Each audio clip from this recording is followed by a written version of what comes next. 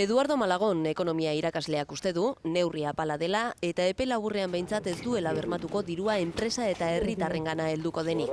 Epe laburren ez dugu ezin dezakegu hori espero. Jadanik interestasak nahiko bajuak ziren. Eta ere kreditua etzan areagotzen. Malagonek azaldu du, finantza erakundeek zalantza berberekin jarraitzen dutela. Besteak beste, ez dute uste enpresak eta familiak maileguak itzultzeko gai izango direnik. Europa hegoaldeko ekonomiaren inguruan dauden zalantzak argitzen ez dienean eta espektatiba hobetzen ez dienean, maileguak lortzeko zailtasunak izango direla dio. Interestasen beherakadan, neurri positiboa izan arren, berandu iristen dela dio, eta ekonomia sustatzeko Europak beste neurri batzuk hartu behar dituela. Lehenik eta behin, austeritate politikak baztertzea. Europak nik uste momentu honetan beharrezkoa ditu, berez estimulu fiskalak eta beste mota batekoak nabarmenagoak hartzea.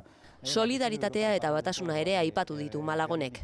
Hain zuzen, iparraldeko herrialdeek hegoaldeko herrialdeak laguntzeko erabakia benetan hartzea.